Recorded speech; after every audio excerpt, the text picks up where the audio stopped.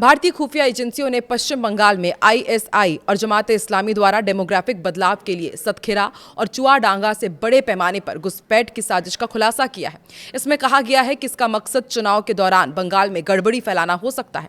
नमस्कार, मैं हूं आकांक्षा और आप देख रहे हैं न्यूज 18 का डिजिटल प्लेटफॉर्म। खुफिया एजेंसियों ने दावा किया है कि चुनाव से पहले बंगाल में बड़ी संख्या में घुसपैठ हो सकती है। भारतीय खुफिया एजेंसियों ने पश्चिम बंगाल की डेमोग्राफी को बदलने के लिए बड़े पैमाने पर घुसपैठ की साजिश की चेतावनी दी है। एजेंसियां बांग्लादेश के सतखेरा और चुआडांगा जिलों में हो रही गतिविधियों पर कड़ी नजर रख रही है, जहां चुनाव से पहले अवैध प्रवासियों को भेजने का नया प्रयास तेज हो गया है। सतखेरा उत्तर 24 परगना जिले और चुआडांगा नादिया जिले से सटा हुआ है। सूत्रों के मुताबिक पाकिस्तान की आईएसआई ने जमाते इस्लामी को उकसाया है कि बड़े पैमाने पर अवैध प्रवासी पश्चिम बंगाल में भेजे जाएं। दिलचस्प बात यह है कि इनमें आतंकवादी नहीं बल्कि जनसांख्यिकी बदलाव लाने वाले लोग शामिल हैं।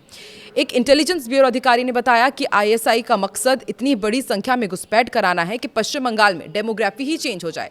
ये चिंता इसलिए बढ़ गई क्योंकि हाल ही में बांग्लादेश के राष्ट्रीय चुनाव में सतखेरा और चुआडांगा दोनों सीटें जमाते इस्लामी ने ही जीती है। आईएसआई जमात पर अपना प्रभाव इस्तेमाल कर घुसपैठ को बढ़ावा दे रही है। अधिकारी बताते हैं कि आईएसआई के अलावा रोहिंग्या सॉलिडारिटी ऑर्गेनाइजेशन और अराकान रोहिंग्या साल्वेशन आर्मी भी इस ऑपरेशन में शामिल है। कॉक्स बाजार में कई रोहिंग्या शरणार्थियों की पहचान हो चुकी है। इन्हें बांग्लादेश की सीमा पर ले जाया जाएगा और फिर छोटे छोटे ग्रुप में भारत में घुसपैठ कराई जाने की तैयारी है। चुनाव से पहले 100 से ज्यादा ऐसे ऑपरेशन होने की आशंका है। घुसपैठिए हिंदू बाहुल्य इलाकों में भेजे जाएंगे जहां वो स्थानीय लोगों से ज्यादा मेलजोल न रखे। मकसद बहुसंख्यक आबादी को कमजोर करना है, डेमोग्राफिक बदलाव लाना है। सीमा क्षेत्रों में कई मदरसों को निर्देश दिए गए हैं कि वो इन लोगों को ठहरने की व्यवस्था करें।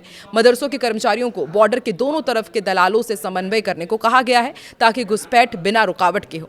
अधिकारी इसे बेहद खतरनाक मान रहे हैं क्योंकि डेमोग्राफिक चेंज समाज में दरार पैदा करता है और बहुसंख्यक समुदाय में असंतोष बढ़ता है। उदाहरण के तौर पर मुर्शिदाबाद का मामला याद कीजिए, जहां 6 साल पहले अवैध प्रवासियों ने स्थानीयों को संख्या में पीछे छोड़ दिया था।